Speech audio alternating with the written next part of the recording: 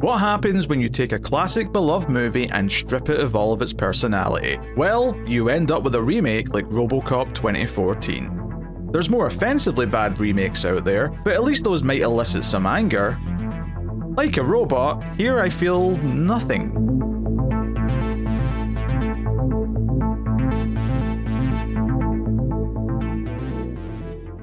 Welcome everyone to the Atomic Cinema Experiment. I am Peter, and joining me as always is David. I come in peace. This is a science fiction movie podcast, and unfortunately, we've put it off long enough. We did the Robocop trilogy. We did 1, we did 2, we did 3.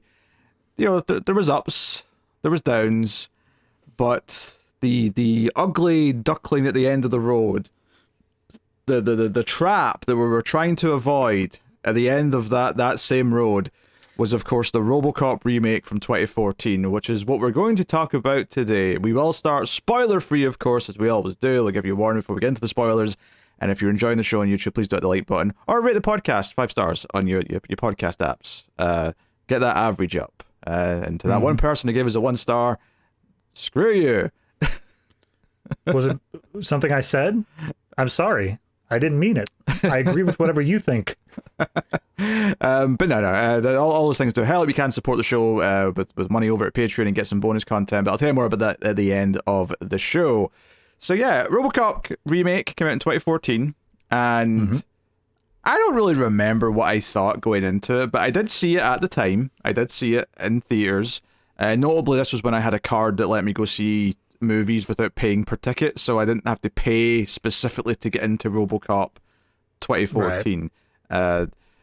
Would I have done otherwise? I don't know. I don't remember how curious I was at the time, but certainly I imagine I was apprehensive at the very least on my way into this.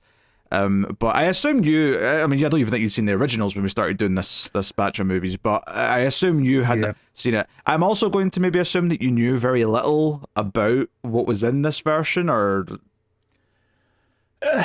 I remember the marketing. I remember when it came out because it was one of those things where Robocop was such a... I don't want to say like a pillar. It wasn't like, everyone's always talking about Robocop, but it was around in like the public consciousness. I was aware of it even having not seen the RoboCop original series. So when it was saying, oh, there's a reboot coming out and like it's got this and it's got that, I was thinking, oh, okay, my interest is at least a little bit piqued because I have this vague awareness of old RoboCop. But yeah, it never got to the point where I was like, I'm definitely going to go see this. I am absolutely sitting down to watch this reboot that frankly did not get reviewed very well from what I recall. No, and I think maybe the biggest indictment of it is that after it came out, I feel like everyone just happily forgot that it existed. Like, no one really talks about it, no one brings it up, no one, even cares enough to get that angry in hindsight. It's just everyone's just accepted to let it fade into obscurity. So it was really weird. It's kind of the epitome of Joel Kinnaman's career when you think about it. Yes, Joel Kinnaman, who stars in this one. No, it's kind of just like it's faded into obscurity, and we just kind of everyone moved on. Everyone if anyone talks about RoboCop, we all just know we're talking about the original version. We do not have to specify, and that's just kind of the way it's been. Having said that, though, I don't think I remembered this, and obviously I've watched it again now for the show. But like before I sat down to watch it, I don't think I remembered this being like the most horrendous of like the remake sins, because there's been some pretty rough remakes of various big movies, especially over the last 15 years or so. And I don't remember this one being like complete trash, but just not being that good either. I do have a lot of thoughts. I have a lot of things to say once we get into this. Okay, sure. Oh, I'm sorry. Did you think I was going to have nothing to say about this one? No, here's the thing, and I mean, go ahead and ask me the question because it leads right into that. Oh, all right. Well, in that case, David, what did you think of RoboCop 2014? Okay, so going into this, I was going into it through the lens of a follow-up / reimagining / whatever of the original trilogy, or at least the very original one, and very, very quickly, I realized we're not doing that. This is not that. And what really got me right off the bat is this is not a satire. This does not have those humorous elements to it. It's not really picking apart this future dystopian like corporation thing. It's kind of just playing it straight, and not in a way where we're not criticizing the corporations or anything like that. Of course we are. Every movie does. But like, this is a lot less of a satire, and I feel like it just decided to go wholesale into, oh, the Marvel Cinematic Universe is really taking off. It's a superhero movie. It's absolutely just that at this point. And you get like a changed origin story, which is fine. You get different things that we're focusing on that the first movie kind of just glanced across, and it's just doing its own thing. So looking at it as a Robocop movie fitting into the franchise, I think it absolutely is The Ugly Duckling. I think that it is something that is not fitting into that at all. But kind of following on what you said, where it's not as bad as you remember, I think once you view it through its own lens of it just wants to be like a complete reboot, a complete different thing that happens to be telling this superhero version of Robocop, I think it's okay. I don't think it is a poorly made movie. I think that there's a couple issues with it, but for the most part, it is actually pretty well done for that era of what superhero movies were. But the reason that I was kind of shocked that you have a lot to say about it is, in being exactly what I thought it was for the superhero movies, I really don't have a lot to say on it. It feels stock standard. It feels like it was plucked out by committee, more or less. I don't think there was really a creative bone in its body. So it's good for what it is, but it does feel exactly like what it was at the time. So that's that. Yeah, just to correct something there, you said I said it wasn't as bad as I remembered. That is not what I said. I said I didn't remember it being that bad. That is a different statement. Sorry, my bad. What you said suggests that I think this is better than I remembered, and I don't think that's true. I don't necessarily think it's worse than I remembered either, to be fair, but my opinion wasn't that high of it to begin with. That's fair. So, look, I think there's a lot to discuss here. Less so about specifically what this movie's trying to do, and more as a case study of why remaking a good movie is a stupid idea. And like, there's a lot to talk about in terms of that, because like, there's things on paper that I understand why they're going to explore this thing that maybe wasn't explored as much in the original movie, so they're doing this thing a bit differently. But the problem is, though, is that it was so perfect in the original movie that even when I can kind of understand why they're doing a different thing, I'm still sitting there going, yeah, but why? What, you're changing things. Just and then the worst part of it, of course, is sometimes it just feels like some things are different just for the sake of being different. Like, oh, we don't want to do the exact same thing, so we're just going to intentionally just pivot and do opposite things. And it left me watching it this time with this weird feeling of like, you're on a road, right? And you're on the road of Robocop. And this movie goes out of its way to take side roads. But because it still has to be Robocop to some extent, it keeps having to like get back on the main road. And then it'll take the side road again. It gets back on the main road. And basically what I'm trying to say here is, good or bad, like, you know, terrible or great, I think for everyone involved, this would have been better if it's not called Robocop. It's got a new name, it's got different characters, and they just made an original movie. And maybe it wouldn't be that great original movie either, and that would be whatever. But I think it would have given it more of a chance, perhaps, because honestly, like, it being a Robocop movie is nothing but a disservice to it, and it's not that good either. Like, that's the thing, is that it's like, you know, you said that the comedy's there. I think the themes are inherently a little satirical in some ways, but certainly they're not. It's not funny satire. There's no dark humor in here at all. You're right. It plays it completely straight, and as a result, feels so bland and pedestrian in comparison to the original movie that it's shocking. And I think one of the big things that stuck out to me when I was like comparing them, it was impossible not to compare them because you're obviously thinking about the original as you're watching it. But one of the big things for me that this movie does is that it wants to do a lot more with the family. It wants to do a lot more where we're actually going to see Alex with his wife and son and all the rest of it. And I think it's a shocking display to me of kind of what I was saying earlier about how you're just doing things because you want to be different because it's a remake. But also, just this example of how just showing more of something doesn't mean you're actually making it deeper or you're doing more with it. And the reason why I bring that up is one of my favorite things about that original Robocop, particularly when we talked about it and we were going in depth about it, was the heart of the movie, in part, was the idea that Alex Murphy learned to, spin his gun the way he did because he wanted to live up to the idea of what his son thought a hero was. And even once he became Robocop and he lost all of his identity, that instinct was still there to do that. That deep down he was still trying to be the hero that his son looked at him as, or what his son considers a hero. And all we ever saw of the son in that original movie was a couple of those little flashbacks where he's walking through the house and you see him briefly saying, "Hey Dad, come look at this," or something. Yeah. There's no conversations between him and the son. He's barely a character. He's basically just an idea in that movie. And yet, that idea of connecting how he tries to portray himself and how he tries to carry himself as a police officer to live up to his son's idea of a hero adds so much heart and makes that relationship mean something, despite the fact that the other character in the relationship's not even really a character in the movie.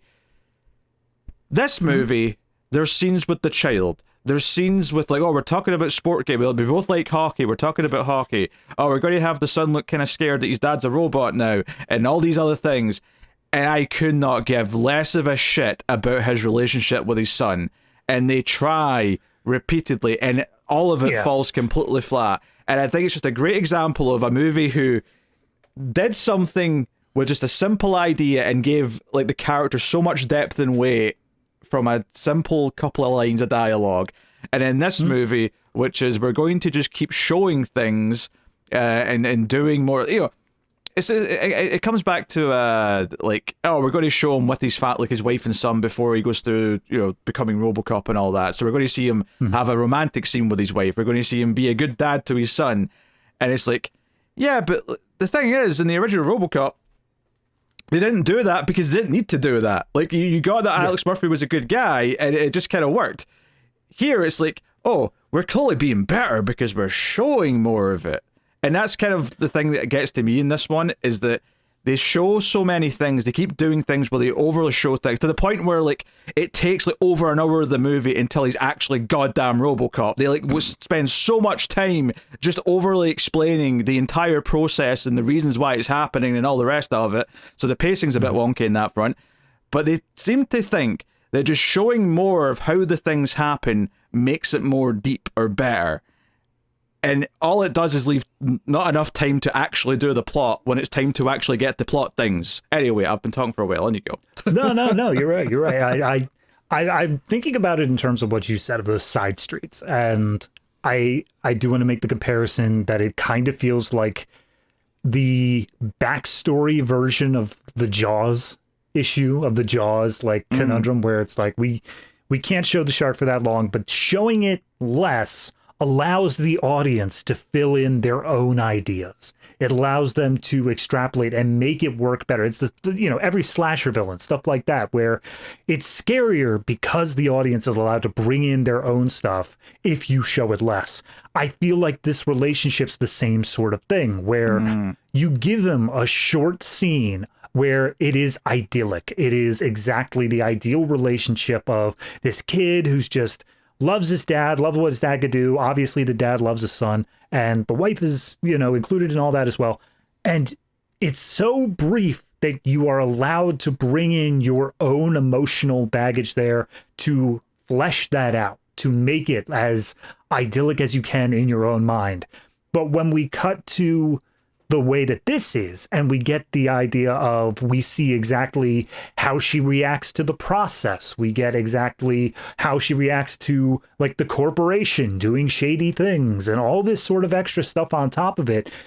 One by one, you start knocking away all of these things that you could add to it, and you're instead forced to take what the movie gives to you. And frankly, I don't think, because it was not the focus of the movie, I don't think that it was something that it was really able to focus on to the point where I gave a damn. Like you were saying, it always had to come back to the idea of, this is a Robocop movie. We need to do superhero action sort of stuff. And the relationships are just there for the sake of, but he has a heart. the end result's always going to be him becoming Robocop, but we're just taking 10 extra steps to get there to try and pretend we're doing drama. And if the script was amazing, maybe that would work. Maybe you'd have like a touching moment where the wife has to sign off, like, hey, like, yes, I'll let you do this to my clearly dying husband. You might as well. But you know, it's so miserable. Like, so much of it's miserable. Actually, to go what you were saying about the original there, about the one idyllic scene, one of the other reasons why they didn't do the earlier stuff in the original Robocop, a big part of that movie is that he loses his identity when he becomes Robocop, and then he slowly sort of starts to get it back throughout the film, right? So the idea that we don't see the wife and kid until we start getting glimpses with him, because it basically just puts us in his shoes where we don't remember them because we never met them. So when he starts getting glimpses, we're in the same boat as Alex Murphy, where we're like, oh, we're just getting these little fragments, and it's kind of like heartbreaking that this is all he's remembering. It's just these little snippets, and it's like, that's kind of sad. So that's robbed. That said, though, that actually leads to maybe the biggest weird problem with this movie, which we'll talk a lot more about in spoilers, but simply put, this movie's... So, original Robocop, he's in, you know, this, we'll just call it, it's not an accident, but let's just call it an accident for quickness sake, right? A tragedy. He's in a tragedy, right? They basically dead, turned into Robocop. He's not supposed to remember who he is. He doesn't, but of course, human spirit, all that, like, it's kind of really in there, and, you know, over the course of the film, regains his humanity, remembers, and that's why, and spoilers for the original movie, but I assume most of you should have seen it, is like, you know, the reason why the movie ends on him being asked his name, and for the first time he turns and says Murphy, that hits the way it does, because that's the point of the movie, is he's regained his individuality, he's regained his identity back from the evil corporation, all that stuff. This movie, he, as soon as he wakes up as Robocop, he knows exactly who he is, but then the movie changes its mind and has it go away, and then it kind of flubs the idea of him becoming himself again. It's basically like a light switch, and then and then by the end, I'm like, where was the where was the arc of like all this stuff? And they try and like kind of put in the seeds of like some of the themes that you want to talk about with this idea, but they just completely whiff on all of it. It's shite. No, that's where I'm saying that it's doing its own thing completely, because this part is so wildly different that it's essentially analyzing completely different themes. Whereas the original Robocop was this thing of the indomitable human spirit, how it's even when it's barely any of him left inside this robot, it's still going to crack through, and Murphy is still going to be able to show up. Whereas this one, it feels... I don't know. I'm honestly, after watching the movie, I was sitting trying to think of like, what was the core theme there? What were we really trying to say? And that's where I was coming down to.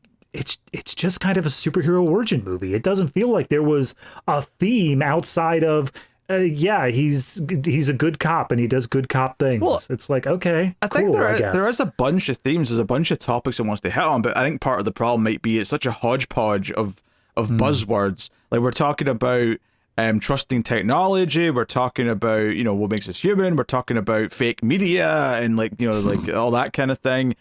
Like, you know, it's touching on a lot of things, but it feels like it ultimately doesn't say anything meaningful about any of them, honestly. And I think that's a problem through it as well. Yeah, there's just a lot of weird pitfalls, and what you were saying there about it's doing something so completely different with how it handles the mental transformation, where he, you know, like things are different. You know, he's talking to the wife and stuff. Like that was where I was really thinking as I was watching it. This idea of like, why remaking a great movie is a stupid idea, because this is just all hindered with the thoughts in my head where I'm going, like, I get on paper why if you're doing an original movie you might want to focus on this. Like, this is what your idea is. You want to explore this relationship between a husband and wife and what happens because of this accident and him becoming like part machine, and like how do you sort of navigate that. Now, one, I don't think it's very good in the movie. Like, I think it's kind of like half-assed and hollow, but let's assume it was kind of good, right? Yeah.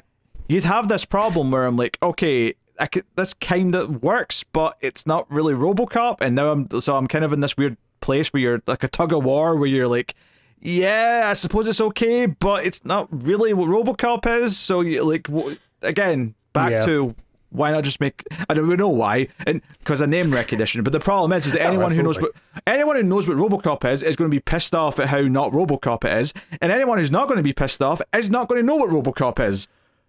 Yeah. That's a Joel Kinnaman interview that I saw somewhere in the trivia, was basically like, yeah, we probably should have listened to the hardcore fans a little more. And it's like, yeah, because that's clearly who you were going to be getting from this. The fact is, the general audience, they're going to see RoboCop and they're going to think, oh, okay, whatever, another film. But a RoboCop fan is going to see RoboCop. Yeah. And, you know, like, it feels like sometimes they're like, there's a couple of like lines of dialogue that are lifted from the original movie, but they're so like just planted in places just for the sake of having quotes rather than being in moments that feel meaningful or like they make any sense.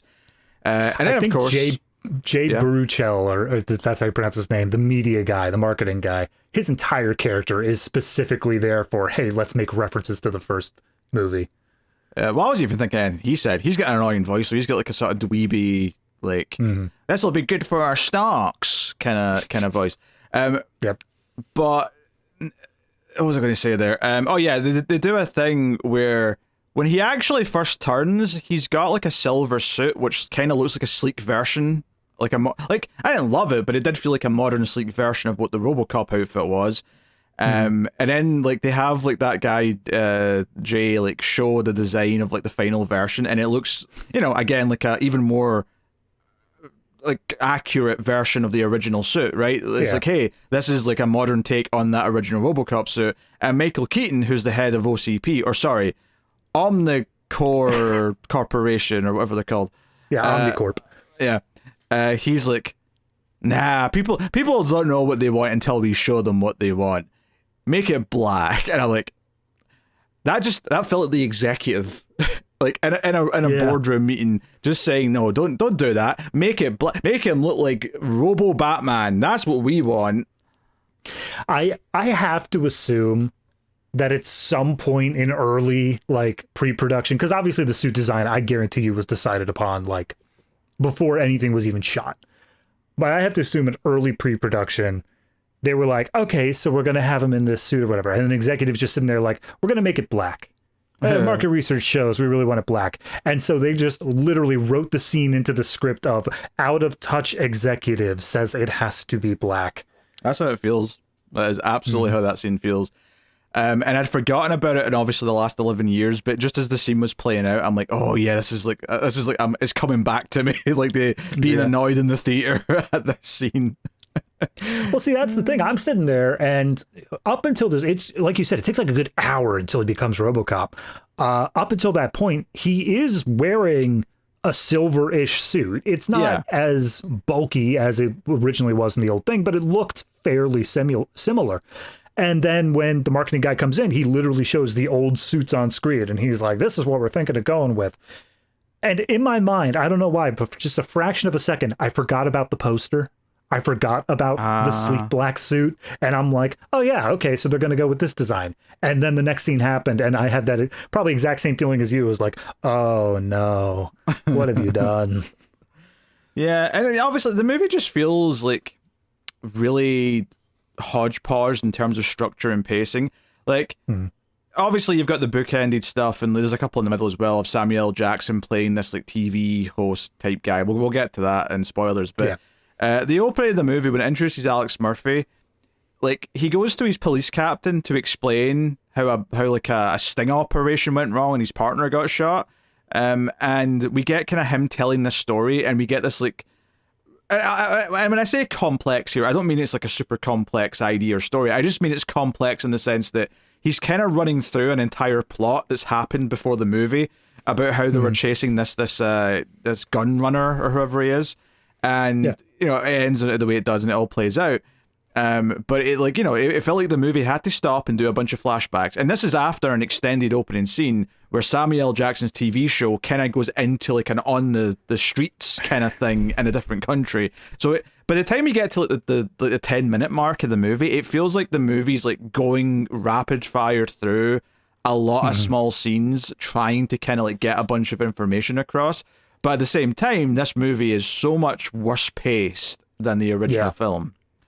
I have to assume that, because again, we've expressed executive meddling feels like it is all over this. I have to assume that this was a 2.5 hour long script and the executives came in and said, get it under 2 hours. And the fact that it is an hour and 57 minutes, I feel like is evidence of that, where it's like, we got it right under the barrel. It's so funny though, because like I feel like if you fast forward 10 years to 2024, 2025, movies that are over 2.5 hours are just accepted willy-nilly now.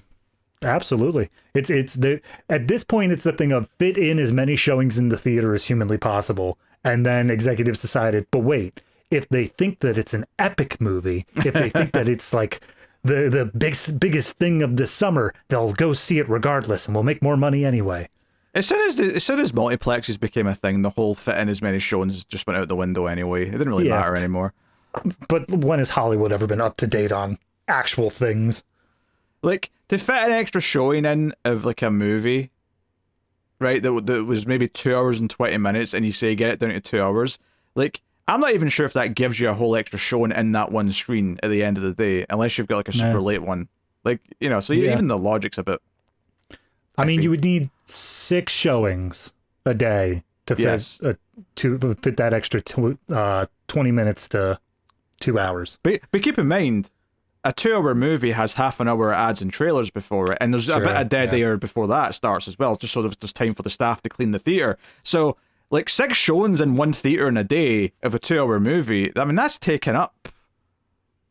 Yeah. Like, I think that's like 16 hours. That's too many. I don't think you get 6 in one theater. I think a 2 hour movie gets 5 at most in a single day. Yeah, probably not. Anyway, so Joel Kinnaman plays Alex Murphy, and this guy is like a character actor who's perfectly solid in like a henchman style role or something like that. But as a leading man, he is lacking. Yeah. No, I agree. I've seen him around. The biggest thing that I, of course, have any sort of memory is Suicide Squad. He played Rick Flag. And there was a lot of problems with that movie. I'm not going to pin it all on him, but as, quote, leader of the team, I wasn't feeling it. He doesn't feel like he has that sort of leading charisma. Yeah, he just doesn't have that charm to him. Like, there's very little charm. There's a bit early on where you want to see the whole scene with the wife and the kid and all that back at the house. And he's got like a little bit where he's holding up the son and he says, hey, give mom a kiss. But then he pulls him and he goes, too slow. And he kisses the wife himself. And I'm like, I don't know. It feels like almost, not aggressive, but it almost felt like he was being a bit of a little, like a dickhead to his son. Even though it's clearly supposed to be an endearing little happy, like, oh, he made a little joke about wanting to kiss the wife. But he just, I just don't think he has the vibe to pull off that joke. There was immediately following that. There's the love scene between him and his wife, and his car alarm starts going off, and he like basically just says, "Hey, I got to go take care of this." But like, I don't know why. It just felt to me like he didn't want to be there with his wife, and he was looking for any excuse to leave. And the car alarm's like, "This works for me. See ya." Yeah. So he plays Alex Murphy. Gary Oldman's here. He plays the doctor who turns him into Robocop. He's got a pretty big role in this one. It felt very Gordon. It felt like maybe that's just like generic level of like what a good guy played by Gary Oldman is, but like it felt very in line with the Jim Gordon role. Speaking of Batman, Michael Keaton is in the movie. He plays the head of the OCP Corporation. Not OCP. I'm going to call it OCP. I don't care. I'm going to keep calling it OCP. OCP. It's not a spoiler, but full spoilers at the end. They say OCP is the parent company of Omnicorp. So, setting up for that sequel. I didn't even notice that. Abbie Cornish plays the wife, who does have a fairly, reasonable role in here. But we actually have a lot of roles in this because we get Jackie Earle Haley, who's kind of like this military guy who's kind of involved with the company. We have Michael Kenneth Williams as his police partner, which is kind of the closest thing we have to a Lewis in this. Yeah. As soon as I realized that he was going to be the Lewis, because his last name is Lewis, so clearly it is the same, but I don't know, it hits different. I guess it's not any sort of worse down like the idea of, oh, you got rid of a woman cop and replaced it with a man, because like, it's not doing that. It's not trying to play on those sort of things in this movie. It's not trying to make it about that, but it does feel a little weird. Yeah, well, I mean, I think the issue is, though, is that because the wife's such a prominent character, it'd be weird. Well, I actually don't think it would be weird, but I think they think it would be weird if he also had a platonic friendship with a woman who's an important part of his life. Market testing would find that very weird. Murphy's choice. Does he pick Abbie Cornish, his wife, or Nancy Allen, his work wife, I guess we'll call her? My God, quite the choice. So we got them, and then, yeah, like, Michael Keaton's got like an entourage. He's got the marketing guy, Jay Baruchel, and then also Jennifer L. is like also there as I don't know if she's like the lawyer character for the company or what, but she's something like there that, as well. Yeah. Samuel L. Jackson's there's a TV presenter, and fairly minor role, but Amy Garcia plays kind of Gary Oldman's assistant. And I'm only really pointing her out because I just knew her face from other things. In fact, speaking of recognizing actresses from like other roles, there's a scene earlier on when Gary Oldman's helping like a guy who's got robot arms play the guitar, and the wife of this guy in the room is Melanie Scarfano, I think her name is, and she was in Winona Earp, and she's been in Star Trek: Strange New Worlds, and she's just in this. This is like a tiny bit part she had before she started getting cast in kind of more lead roles. So it was just kind of funny to recognize her here. Yeah. Hanging on Samuel L. Jackson for a minute here. This is kind of where I first started having my what are we doing here? And it's the very first thing you see in the movie, so good luck. In fact, the movie opens up with them. I thought there was something wrong because I did not remember that as the MGM logo comes on the screen, you hear blah blah blah blah blah blah blah blah blah, and then it's him doing these vocal exercises before his TV show starts. So that it's him and he's whatever. But let me go. Yeah, but no, I'm going into this. I'm expecting RoboCop. It starts up with the news program. Every one of these RoboCops starts up with this sort of satirical, like it's a news program, but it's also interspliced with like these commercials and these completely outlandish news stories that make it like completely insane.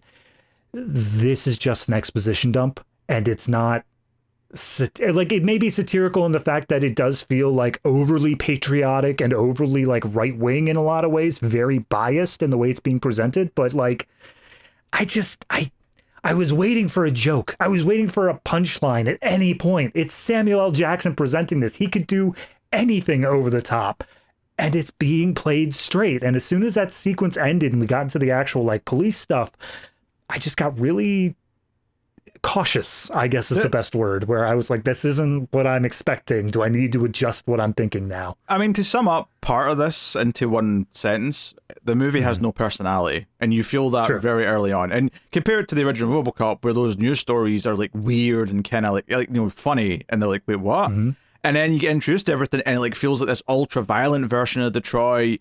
And just take this idea, like, Alex Murphy's introduced in the original RoboCop, and he's just transferred, and he clearly is a little bit out of his element, where he's not like a naive rookie or anything like that, but he's clearly not necessarily used to how like just overly edgy and violent this district is, where he sees Lewis like flip a guy and all that, and everyone's all tense, and he's a little bit more easygoing, at least for now. Obviously, that's going to quickly change, but it establishes a lot just by how he reacts to everyone else. Compared to this movie, where Alex Murphy walks into the station, and this is just where he works. He's got a history with the captain and some other cops, and they've got all these things to establish.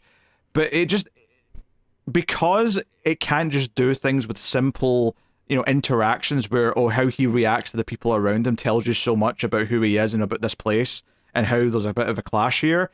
Instead, we get the sit down with the captain. Let me explain what we've been doing for the last month. By being undercover and so on and so on.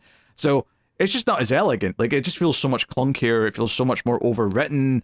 I bet this had multiple writers. I'm going to check. I bet it had multiple. I'm sure. I'm positive. Yeah, we got 3 writers credited here on IMDb. Yep. So I'll check the last ones here, see what they got. Okay, I think the last one, Michael Miner, was I don't know if he was a writer, but he was on the original RoboCops. as a writer, so maybe it was just characters by for him. Oh yeah, okay, that one may just be based on then. Fair enough. But Same with Edward. Zedemer is the only one who's new to this, and this was his first thing ever written. oh, I'm not surprised, honestly. Having watched a few more drafts might have done you some good, is what I'll say. Yeah.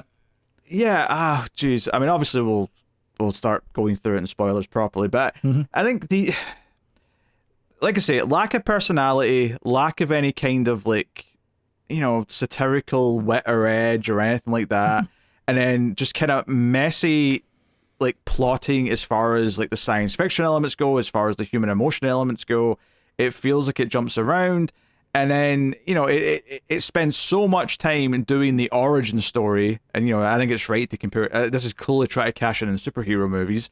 That by the time we have to do what are we doing for the third act, everything feels so rushed. So it's fun. It's got fundamental writing problems. It's got fundamental problems as a remake of Robocop, and then it's just got fundamental problems just from a raw movie perspective.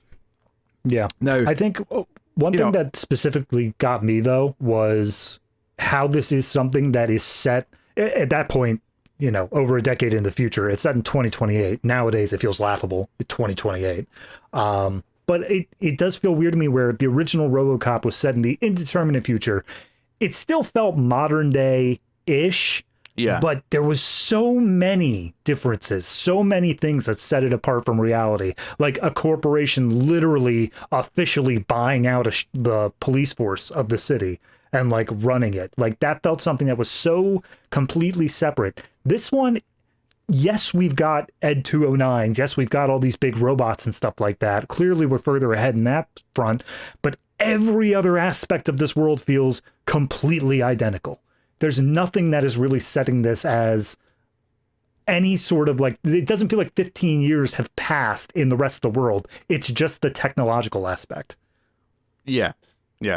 And then they go full hog in that because we've got more CGI now. We can show more stuff. And it's not, and when I say that, it's not like the original RoboCop ever felt like it had to hold back. Like the original RoboCop does everything it wanted to. It has great effects. Obviously, the old school techniques. You got the stop motion for Ed 209 and all that, but a lot of great practical stuff. And it's not even that the effects in this are bad for the most part. There is one or two moments that are a bit overly CG, but like, generally speaking, it looks pretty solid from an effects point of view.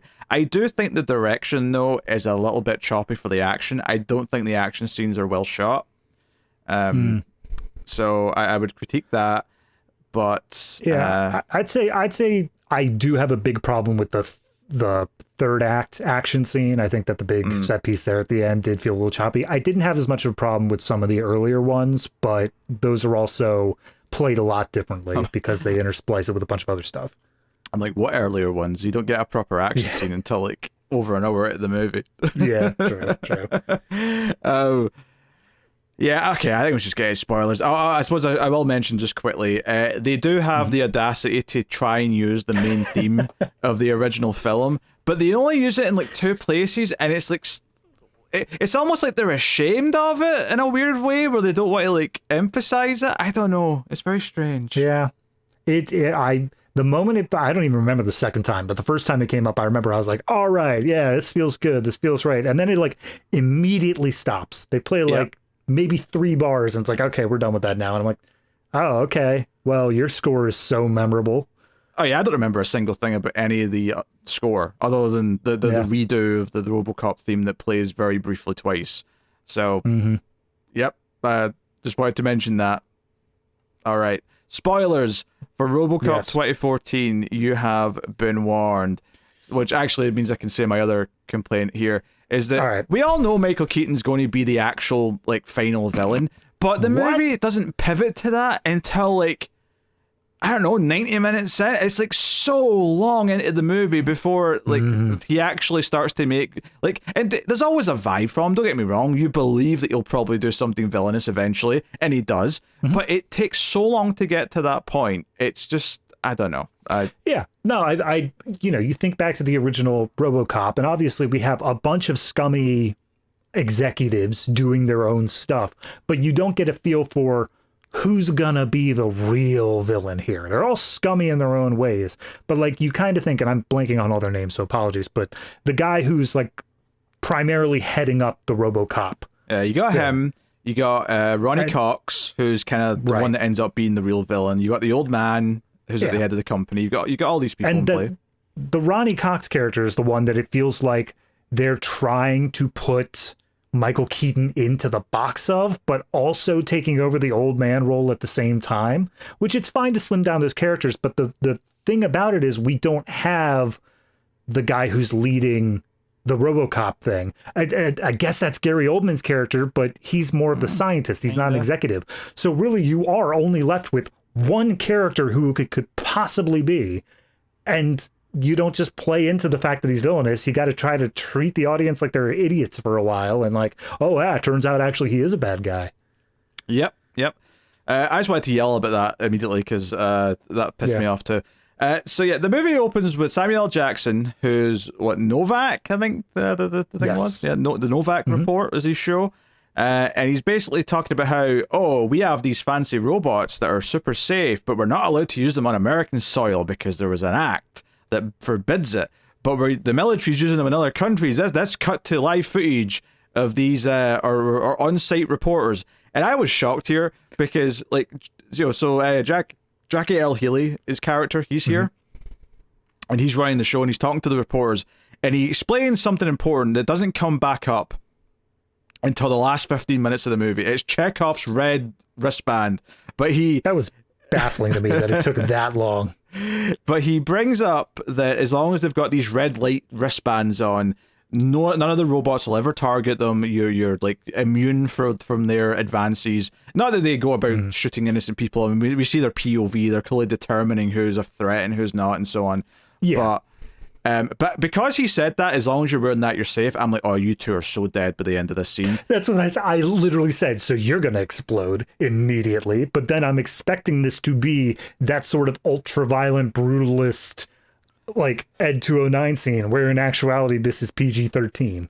Yep, it's PG-13. But even then, I still expected them to die. I felt like they were still setting up for it, and it was going to be like this like embarrassing thing that they broadcast on air. It's like, oh no, I just broadcast the death of my reporter, and this whole thing looks bad.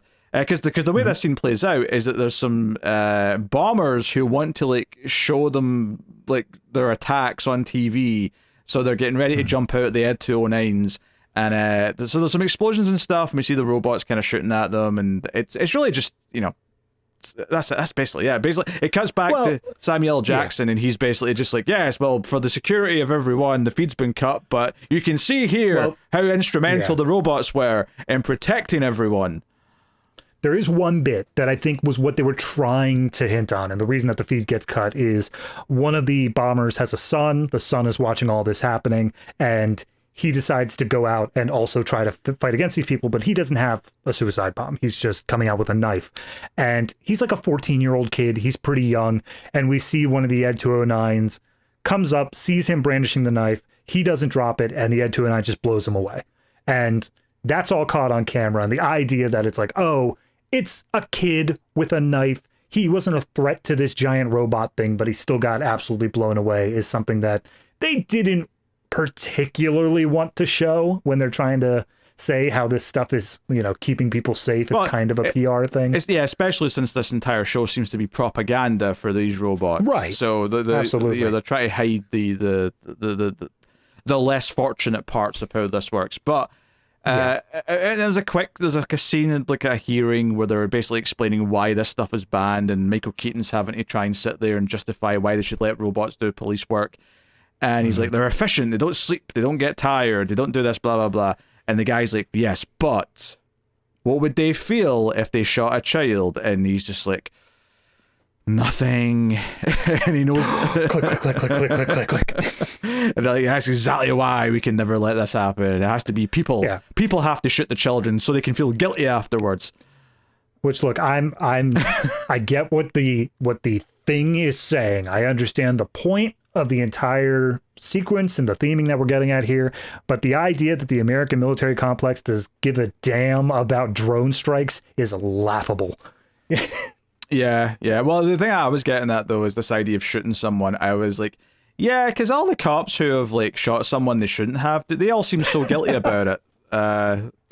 There's a bit at the end, and I don't want to spoil exactly how it gets there, but we have the partner who he's a black man in this, and at one point he says like, we need to go unarmed. Actually, they won't shoot us if we're unarmed. And I'm like, yes, because clearly unarmed black men are never shot by police in this world. Yeah, did I mention that was Michael Kenneth Williams? Because I should have mentioned that. I don't know if I did. I think mention you did. That. Okay, yeah. Yeah, it's Omar from The Wire, for those of you who are trying to put a famous role to the name. So yeah, even he's like a great actor to have in here in this small role. It's actually kind of a stacked cast in a lot of ways, aside from Joel Kinnaman. Which, I mean, I guess all they really needed from him was his jaw. Although, that is the other thing. This does the like early 2000s superhero movie issue where they feel like they can't have the mask on for too long. They constantly have to keep pulling up the visor and showing his full face. Well, no, this is an obvious thing. This is the Iron Man thing. They wanted the where it comes down and covers his face for combat. They wanted the Iron Man transformation. So, you know, like that's why he's going to have his face out most of the time, and then it'll go when it's time for it to get to place. Just annoyed me every time that it came down. I'm like, okay, I don't mind the design of the costume that much, but I hate how much I have to look at Joel Kinnaman's face. Yeah, you know, again, like Peter Weller did so much when you could only see his chin. Like his performance is actually really good in that original RoboCop. So, you know, like it's, even with just the chin, there's still some effort has to be put in. Is all I'm saying. Yep. So, yeah, I'm interested to Alex Murphy, him and his partner were tracking this gun runner, but someone tipped the gun runner off. So the gun runner tried to have them killed, and his partner got shot. So Michael Kenneth Williams is in the hospital. He's not dead, but he's in the hospital. And Joel Kinnaman, we as the audience immediately get tipped off to two dirty cops who are that's like the main working for the gun runner. Yeah. That's the main thing here. Is there's two dirty cops, presumably, who are the ones who are ratting them out and things like that. And very, very quickly, like, it just sets up that, because this bad guy, this gun runner wants, like, Joel Kinnaman's going to keep coming for him. Alex Murphy's not going to stop now that his partner's been shot. We have to take out this cop.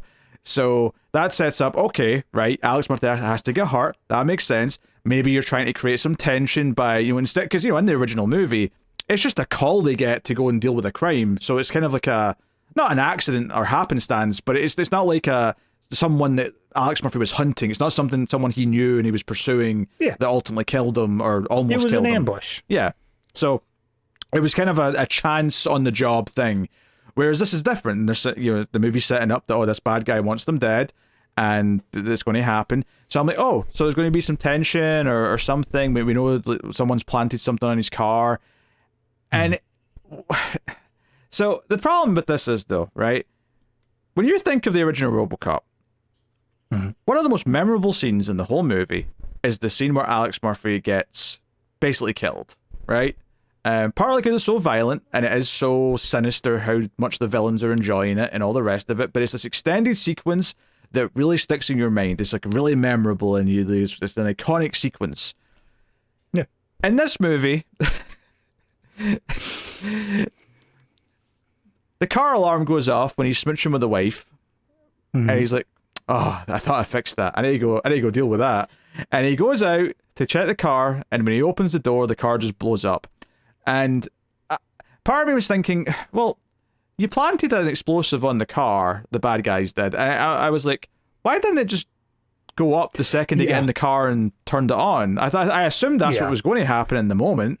And it's I was almost fully waiting for the sequence where he exits the hospital and we get the explosion in the parking lot, but then all of a sudden he's back home. I'm like, I guess that wasn't his car. But instead, apparently, it's rigged to set off the alarm like hours later. Is the idea that they're really like conscious of collateral damage and they want to make sure that he's home and away from like civilians? Because that's really thoughtful of them if that's what they've done here.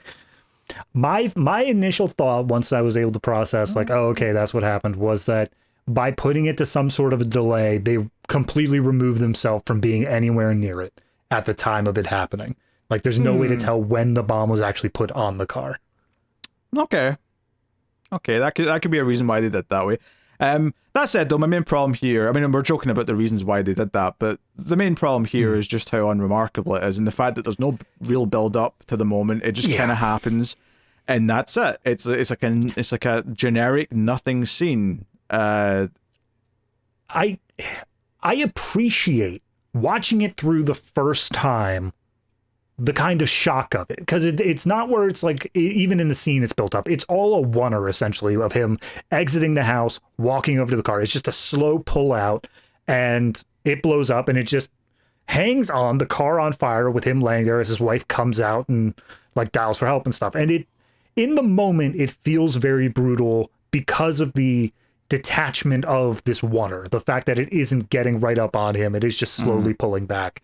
But I do think that the lack of build-up and the lack of like the character involvement does make it significantly less iconic as a moment, and it's something that doesn't stick in your head as much because of it. Yeah, and also all the characters are worse. So this gunrunner character does not have the presence that what's his name? I forget his name, but the main bad guy. He's Red Foreman. The leader of the 70 show. The gang. Yeah, like like he's such an evil scumbag that you feel that he is a threat, right? You feel that he's behind this. And yeah, this mob boss guy does order the hit, but like he's such a nothing generic character that you don't, he's not an interesting villain. It's not like, oh, I'm so excited for Robocop to get to him, because I don't think it's going to be that interesting a scene. Whereas, and the original Robocop, when he finally gets to this guy and he's shooting out the warehouse, when he's like, oh, all of you are under arrest, put down your weapons, and they all just decide to shoot at him. When he's throwing him through the glass repeatedly, you're like, oh, this is kind of awesome. It's cathartic. Oh, you want to see this guy get his comeuppance. This guy, I could not give less of a crap what happens to him.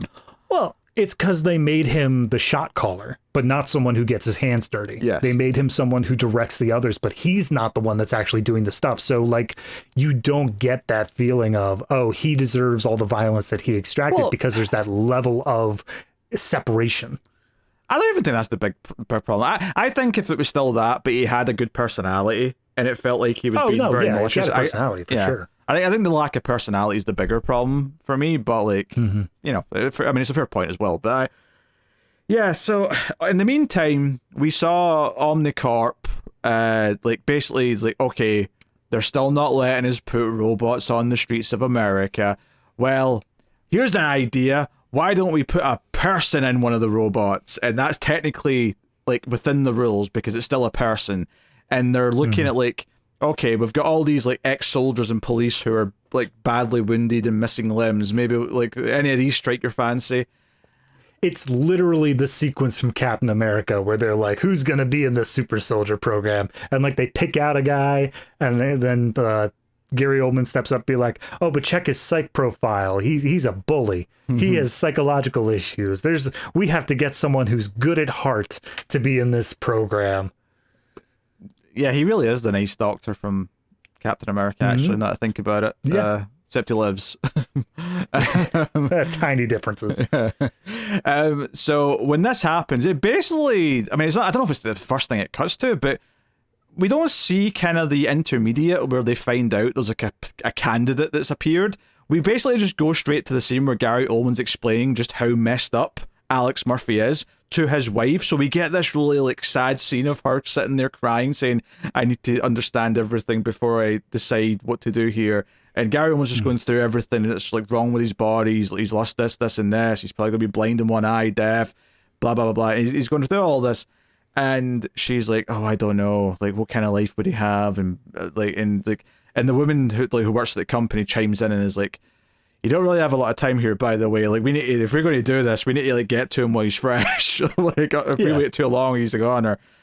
So it feels like they're kind of manipulating her, and obviously they're like Michael Keaton's playing up the, oh, this we're here to help your husband. Like, this is going to be good for him. Yeah, and that's the thing where like you can feel all the shadiness on the business side of things. You can feel like the corporation executives are very much doing this for bottom lines and whatever else, because they specifically at this point have had a meeting where they're like, we need not only a person, but like a symbol for the people to rally behind. We need, like, that's what we need is a real hero person here. And that's why they were looking through these candidates. And the end goal of that, for the record, is that they're basically hoping this will sway public opinion on having robots so that eventually people will like force the Senate vote to to overturn the act that has banned robots on the streets. So that's what their angle is. So it's all a PR move, basically.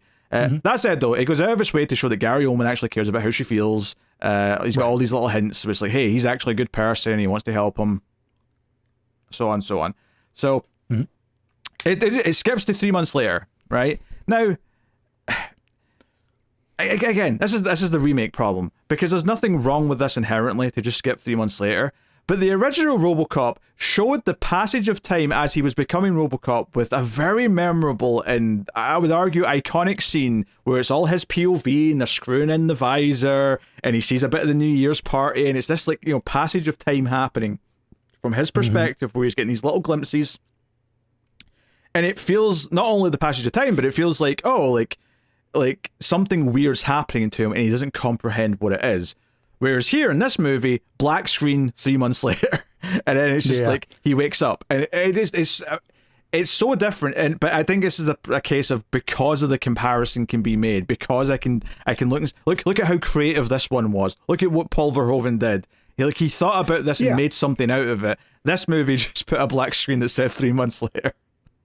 I think this really does come down to the difference of how we are handling RoboCop in this, where the first movie felt like they were building an operating system first and then just putting the brain inside of it. This feels like essentially DC Comics Cyborg, where it's like, yes, every single part of his body is mechanical, but the brain is essentially untouched. So you can't really have sequences where he's awake in the meantime, quote unquote, because before that was a computer program that was just operating. This one would require waking the dude up and him actually being conscious of what's happening. There's ways to do that, but it would be a completely different feel for what's actually going on in those moments. Yeah, so he wakes up and he knows who he is. He's asking for his wife, all the rest of it. He's talking to Gary Oldman, and he's kind of freaking out. And I think what's so weird about this is that, as much as obviously we're saying this takes a lot from superhero movies and it's really trying to cash in that, this scene where he wakes up is actually basically lifted directly from Avatar. You're right. Specifically, when he sort of runs away from them and he goes outside and he starts running through like the field of like they're planting something. I don't know. It's crops. It's like Chinese rice fields in China. But he's running through the fields, and I'm like, yeah, in Avatar, the first time Jake wakes up in the Avatar, but he's much happier because he knows what's happening and he expected it. But he goes out running, and I was like, this feels like the exact same scene, except for the fact that they turned him off. What if Avatar, but robots and trauma? Yes. So it sets up the idea that they can just turn him off whenever they want, so he's not got as much free will as he perhaps otherwise would. I love that they turn him off, and then there might be an interstitial scene, but the next time that he's woken up again, they're like, hey, look, you're in total control. And I just wanted him to say, yeah, except you can shut me off whenever you feel like. That kind of feels like I'm not in total control, but they never bring that up. Yeah, it feels like something he should bring up. So here's the thing, right? Because he knows who he is, because he's completely there in terms of his mind, right? He's completely comprehending what's happened now. And Gary Oldman basically to convince him, because he, when he first started walking around in the outfit, which again is not really the right term here, is he started saying, "Hey, get me out of this thing. I don't want to be in this thing. I feel suffocated or whatever." So Gary Oldman, after they've knocked him out and they wake him up and he's strapped to the thing, he gets a mirror out and he basically shows how much of this body is him and how much is the robot part. And it pulls away the arms, it pulls away the legs, pulls away most of the torso, and he's basically just a head connected to a set of lungs. That's basically what he looks like. And his right hand, because he needs to be the one to pull the trigger. Wink, wink. Very good. So this part to me felt like, we can do this in 24. We couldn't do this in 1987. Right. We can show him completely without all the robot bits, just to like get this insane visual of just the head. And they do this thing with it where, and again, this is one of these weird things where, like, I think in isolation, I see the appeal of what they tried to do here, which is he immediately just says, "Please, like, end my life. Like, I don't want to live like this. Take it away right now." And Gary Oldman has to like try and convince him to want to stay alive for his wife and son and whatever. And I'm like, okay, first of all, this is miserable, right? This is really depressing. It's realistic, don't get me wrong. Like, I understand why someone going through this would maybe just feel this way. This is that part of RoboCop where they show the predecessors and one of them just pulls out a gun and immediately kills itself. Yes, This is that one. Yes, I think it was RoboCop 2, but yeah. Yeah. You see the different attempts at a second RoboCop, yeah. So I I kind of I logically understand why this scene came into fruition. Like, I understand the thought process behind it, but it's one of the big signposts for me of like just how miserable this movie is and how so played straight it is, that it's hard to actually have anything resembling fun with any of it. And if they wanted to be a superhero movie, the weird thing about that is that they're supposed to be kind of fun, and I don't think there's anything in this that feels that fun. No, you're right. There's something in it that reminded me. I can't remember what it was. I think it may have been like a comic book review or something like that. But essentially the writer was like, hey, yeah, no, those comics are cool, or those powers are cool and all, but what if it was actually a curse? What if every day was a waking nightmare? It's like, I don't want to think about that. I want to think about the cool robot man who's going out and solving crimes. Why do we have to think about how much of a curse it is? Yeah, I mean, again, this is one of the things that having him completely be mentally aware of who he is and what's happened to him right from the get-go, you have to address how he feels about it. Whereas in the original RoboCop, that's not an issue because he's not himself yet. You know, that's you know, he's a blank slate to begin with, so he never questions it. So that's just one of those things. And then, like, but I feel like this idea that he doesn't really want to live like this and he's kind of doing it reluctantly, I feel like, yeah, they've got this one scene, but honestly, after this scene, it feels like it never really like comes up again. Like I think a better script would have had him admit to his wife that he asked for that, or like that he wanted this to happen, and like have them like connect over it later on, and like sort of like have them go through it. I mean, it still sounds like a miserable, you know, depressing plot, but at least like that would make more sense to me to pay it off later. Yeah, I'd want the part somewhere in here where he has to, like, he wants to die, but he's being kept alive, and the fact that he is in this situation is kind of solely on his wife's decision. And I want them to maybe just confront that. It doesn't have to be a whole big thing. He could immediately forgive her after the sequence is over, but at least talk about it. At least talk about the fact of, like, why did you keep me alive? Oh, because I love you so much and I want to keep you in our lives. Oh, okay, that's something. Well, I think separately even from that, like, I mean, you're right about the wife's relationship, but I think if you're going to have this scene, then by the end of the movie, what you're telling me is I'm expecting the arc to be that by the end, he chooses to want to live. Like, by the end, he sees what good he can do as Robocop, and he's like, no, I'm going to keep living. Like, you know, like, and, you know, I can have a future with my wife and son, and I can also do good. I want to be alive. Like, so instead of it being the individuality by the end, it's more, it could have turned into more of a story about someone who was depressed, and by the end, like, finds their happiness again. And don't get me wrong, the ending of this movie, I think, is implying that's where he's at, but we don't get that story. Like, it just says at the end that that's where he's at. We didn't get the growth to get there. Yeah, also, I would maybe debate that I don't know if the performance at the end sold me that, like, I get that, implies that. I get that conceptually that's technically what they're saying at the end, but I don't think I actually think that's what's on the screen to me. You still just see the death hanging behind Kinnaman's eyes. Like, nah, I still want to end it. He still looks miserable. Like, and like, obviously he's Robocop. He's not supposed to be happy. It's not like Peter Weller was a happy character. Like, once he was Robocop, he wasn't. But again, maybe it's just down to acting more than anything else. Where I just, there's something about Kinnaman. He always looks kind of angry, even when he's not. No, you're right. You're absolutely right. But so yeah, there's that. And then speaking of things they introduce that feel like a big deal, that's going to be a big plot line, and then they kind of just quickly resolve it as if again, they don't really tell the story. Is that he's training for a little bit and doing tests or whatever. He has a Skype call. And I realized that Skype doesn't exist anymore, so this sound like I feel like I'm going to keep saying Skype for years, and Skype doesn't exist. And eventually, 2028. Yeah, the people who are, I mean, not the Zoomers. The Zoomers will probably know what Skype is because it was still around till like this year. But the generation under the Zoomers are going to have no idea what Skype is, and are going to be like, "What is this old man talking about?" Anyway, Discord/Zoom. Yes, ironically, one of the alternatives to Skype is Zoom. Yes. Zoomer. Yes, very good.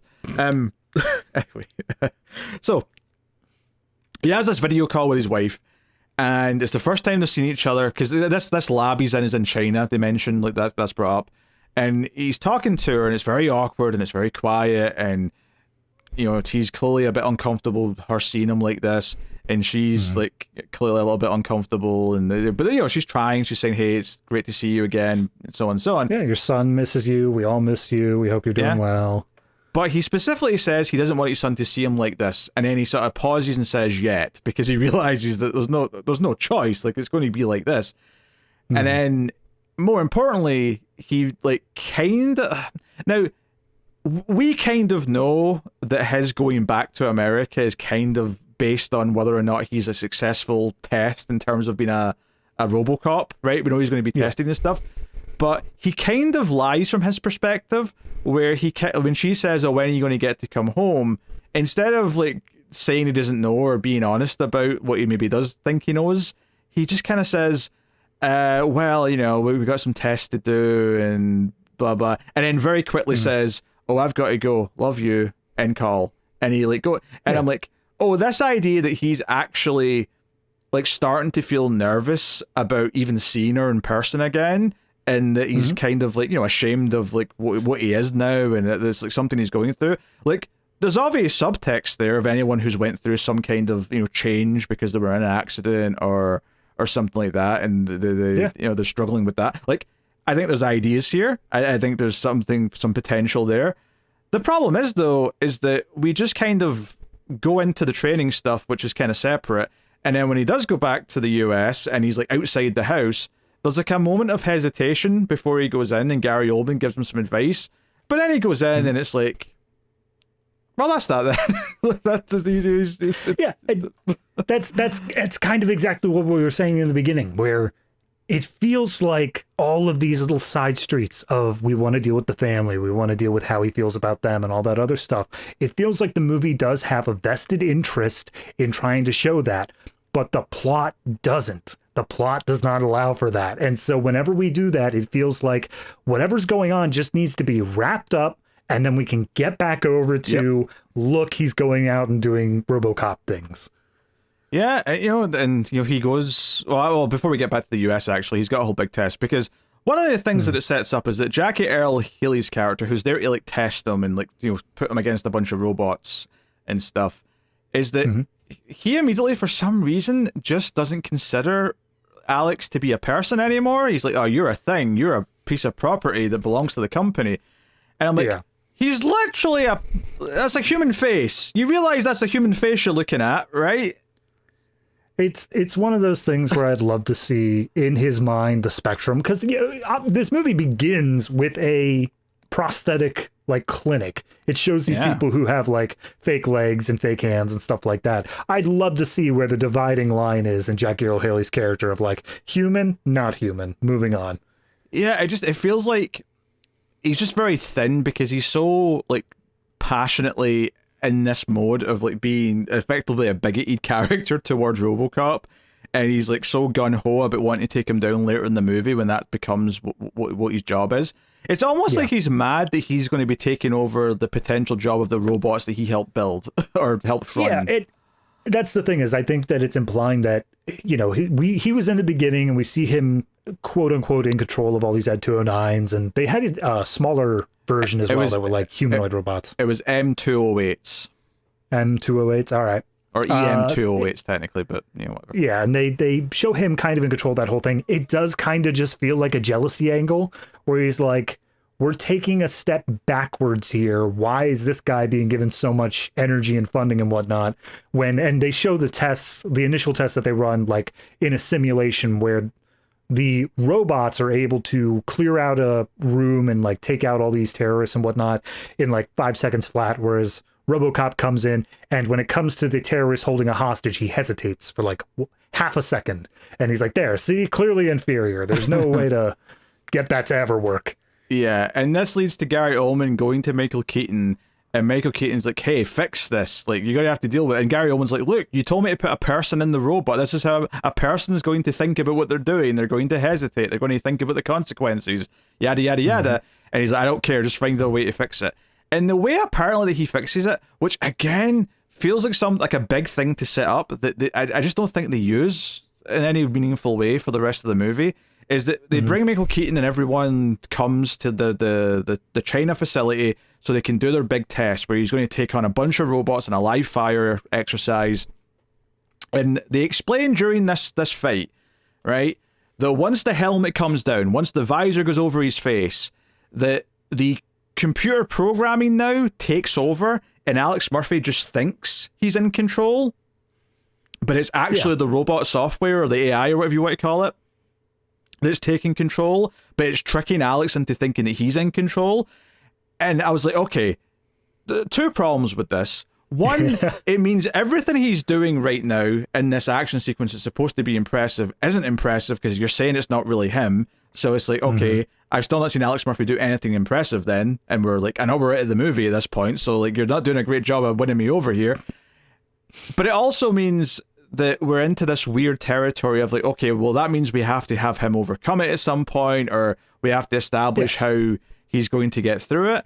And I don't think it ever does. Obviously, there's the bit later on where they intentionally slide down his emotions because he starts to have a bit of a reaction because he starts looking at the footage of his own death and he starts having a seizure. So they turn down all of his emotions, and there's there is a plot beat. Admittedly, it's a pretty quick light switch of a plot beat, but there is a plot beat where he kind of like fights through that and like his emotions come back without them turning them back on, and it's kind of like, oh, the human spirit's kicking in or whatever. Yeah. No, I agree with you, and I think that this is probably one of the biggest pacing / plotting problems that I have in this movie, is that it feels like this explanation is supposed to be this movie's version of what he has to overcome. It has to be like, okay, we're showing him override his programming, despite the fact that we're told that there is nothing left of him in there during this mode, that he is just fed this info and whatever. It makes sense that he's going to be eventually presented with the programming says shoot, but I as a human being say don't shoot, and I override that somehow. And that is crystal clear, laid out here at the beginning. But then, like you said, later on, we get this emotional thing where like he's going through some trauma because of his own murder. They've lowered down his dopamine levels to the point where even when the visor's up, he acts more like a robot. And then, I don't know, maybe half an hour later, they resolve that. And then we go back to the first thing again, where it's the visor thing. And it's like, okay, that's just the same story twice. You're doing this human spirit thing twice, and it's not making either of them stronger. You're just weakening the punch on both of them. And the thing is that he never even like has to overcome the fact that the visor technically means that he's being controlled, at least in combat scenarios. And part of me thought, okay, well, if you're not going to do this thing where he has to overcome it by like, you know, resisting what it's telling him to do, because he realizes that it's not what he's actually thinking he wants to do, right? Which they never actually get into at all. He never even finds out this is a thing. This is like part of the problem here, is that Alex Murphy never even finds out that he technically has been tricked when the visor's down. That never comes up.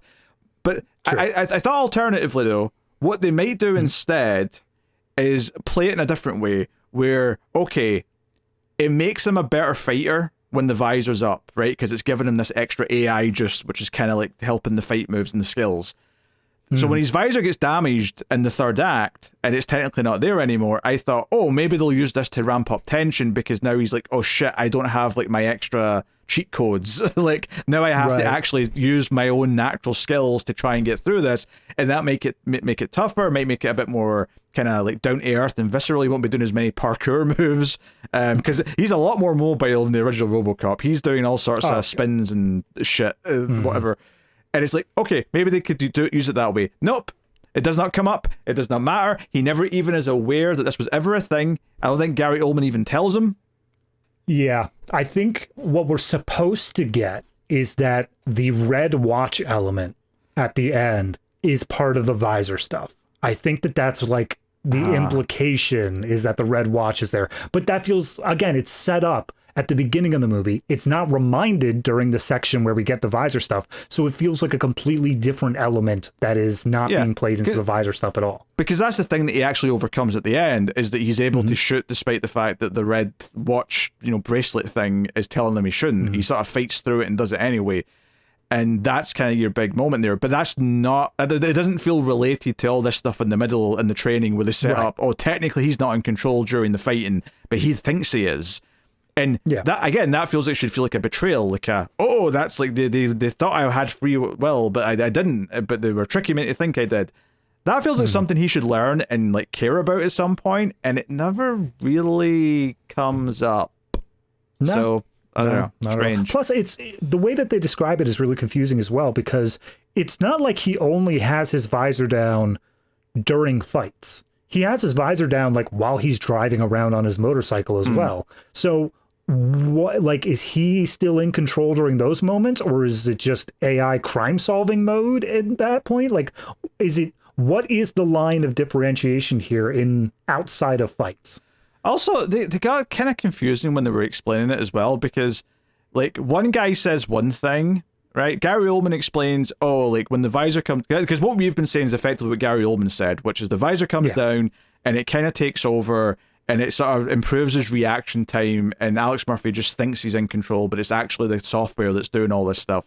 It's okay, I understood what you just said there.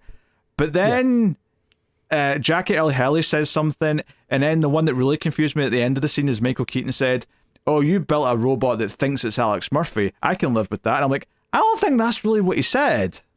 Yeah, no, it's the Gary Oldman, Michael Keaton, and then the legal lady. Like she basically puts out saying like, okay, but what you just described is that a robot is making the decisions and the robot is pulling the trigger. Yes. That's against the law. And then Michael Keaton's like, oh, no. He's still pulling the trigger. Totally legal. We've definitely skirted the law on this one. And I feel like that entire scene was just there for, we've written ourselves into a hole where we were clearly going against the spirit of the law. So we need to clarify that it's actually somehow legal. Or just establish that Michael Keaton doesn't care and he's happy to use this as like, oh yeah, we were technically we're just not going to tell anybody about this mode, and we're just going to assume that he's a human the whole time. Yeah. So anyway, test goes well. I mean, I guess the notable thing is that because Jackie Earle Haley's been a bit of a shit, at the end of this test, when he catches up to him, the visor goes away. And like, so it's Alex Murphy who like chooses to tase him, basically. Yeah. I guess that's something they intentionally did, which works in the context of what they just set up. So fair enough. But the whole visor being down, not being down for the rest of the movie doesn't feel like it matters. No, not at all. So that's the big despite problem. It seeming like it should be the biggest thing. It's like your complete humanity is being overrun, but whatever. Yeah, this scene makes it feel like it's the biggest plot point for the rest of the movie, and then it doesn't feel like it matters at all. Now, if that's just because they cut out a bunch of stuff to like speed things up, possibly that's why it's all, it feels like it's not there at all, but it's not. Yeah, I mean, you go with what you're presented with, but it also doesn't help that literally the very next scene is kind of that other thing we were talking about where he's about to be presented to the public, but they decide right before he's presented to the public, literally minutes, just to be clear, upload the entire crime database to his head. Yeah, just to be clear, that takes place after he's went back to see the wife and he's seen his son for the first time. Yeah. And then it's like, okay, he sees his partner at the police station and he says, "I'm living in the lab across the hall." So they've set up like a base in there for him. And we get him walking around with the big footsteps and everyone kind of going, ooh, and whatever. Yeah, the chief at that point is just like, all right, everyone just treat him like he's normal. We're not going to do anything weird. Everything's going to be fine. Well, that's the thing. He is mentally normal when he first shows up at the police station. He's saying, hey, partner, happy to see you. And, Lewis cracks a joke about him being black now because of the black armor. Yeah. And it's like, okay. That was a one bit of humor that I was like, good job. You did it. I liked it. But yeah, like you said, they decide to put the entire Detroit crime database and evidence information into his head. And it's like, okay, so this is how they're integrating like the modern idea of the internet into Robocop, where, he could just access stuff in his brain, because why wouldn't he be able to? So they're beaming all this into him, and he's like, I've already got information for 16 arrests. I can go and arrest like 16 people right now based on what I'm seeing here. But it gets to his own murder eventually, and this makes him freak out and start to have a seizure.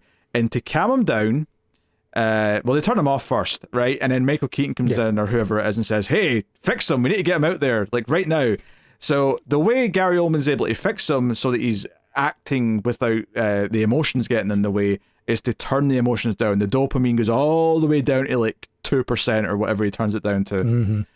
And strangely enough, this is a weird little pivot where this entire time Gary Oldman's like, oh, we have to look out for his best interests. We have to do all that. But meanwhile, now he's the one saying to do this, and his assistant is the one who's going, he's not even going to be human anymore. Yeah. Oh, to be fair, he does get kind of tucked into it where he's like, what do you expect me to do? And I think it's the lawyer lady who's like, oh, your reputation's on the line here too, so you better get with the program. You get just a little bit more to his character where obviously he does care about Alex and like cares about the family and all that, but at the same time, he does want to keep his job. He does want to be a respected scientist, so he does these little things for the corporation's sake every once in a while throughout. And it does come back at the end where the guilt is eaten away from him and he makes the right choice in the end. Yeah. So the whole big moment here is he's being walked out to the front, and when the wife and son are like saying, hey, Dad, hey, he just ignores them. And just all he does is scan them and it says not a threat, and he just moves on. And he gets outside, they're doing a whole big presentation. Alex Murphy's here, he's back, he's new and he's improved. And all Alex Murphy does is scan the crowd for criminals, and then he finds one. He finds a wanted murderer in the crowd and jumps down and arrests him, tases him, and puts him down. So yeah. And then we immediately go into a Samuel L. Jackson sequence where it's basically like, it took him 5 seconds after being introduced to catch a wanted murderer. Robocop is a resounding success. And he brings in Michael Keaton, and Michael Keaton's like, yep, we're doing great. And then they bring in like a hologram of the senator who's against all this, basically just argue with him for 30 seconds and then cut him off and say, the Senate is now pro-crime if they don't allow Robocops in every city. Yeah, I mean, I think you're actually combining two scenes. I think that was a later Sam Jackson scene where he brings in those two guys, but I thought it was there. Oh well. Nah, because the reason why I remember that is because Michael Keaton specifically says he's going to Washington later, and that's why he's going to Washington, because he's actually on the set in the show with Jackson. Right. Yeah, I just thought that was all that scene, but fair enough. No, because he's in the crowd of the police. He's there. He witnessed it all because he tries to shake Alex's hand, and Alex is just in robot mode because his emotions are all gone. So he basically just starts Robocopping, right? Because when he first met the partner before he get his mind kind of reset, he was like, "Hey, we need to take down that scumbag that tried to kill me and shot you." And he's like, and the partner's like, "Yeah, I was hoping you'd say that, buddy." But yeah, that's kind of the part that I was getting weird things about. Is I expected this to be like a temporary thing where they were like, we have to reduce his emotions right now because he needs to go out on stage, but then we can go and deal with it. But it's implied that they just left his emotions at 2% the entire time and never brought it back up. Well, I think the idea is they're just worried that he'll just freak out again if they go back up because he's still going to be obsessing over his own murder. So he just starts policing, basically. He comes into the morning like briefing and just says, oh, I've got 16 arrests planned for today. Have emergency services standing by. Thank you. And he just walks off, doesn't pay his partner any attention, and just goes on his bike and starts, going after people. And it's a couple of scenes later, because the whole thing here is that because of what's going on with these emotions and they're trying to sort of deal with it, Michael Keaton decides that they need to keep him away from his wife for the time being. Yeah. So there's a scene where the wife just shows up in front of him and says, "Hey, your son misses you. He's scared. He's crying every night. He's not been the same since the night you almost died. Blah blah blah blah." And this motivates him to look through the security CCTV footage of his son's school, and he sees his son looking distressed and scared, and this motivates him to go to his house, and he starts analyzing the crime scene of where the car explosion happened, and this actually starts to raise his dopamine levels. And the entire time, keep in mind, the entire time back at the lab, Gary Oldman and co can see what he's seeing and see what he's doing. So they see his dopamine rising. They're like, wait, how's he doing that? That's not possible. And Gary Oldman's started to learn. I have no idea. Because they make one dig when they're debating, because Gary Oldman's saying, hey, this is all uncharted territory. Who knows how a living being, a person, will react to some of these things. The science is only there for so much. And I think the lawyer lady's like, wait, what else is there? A soul? Stupid.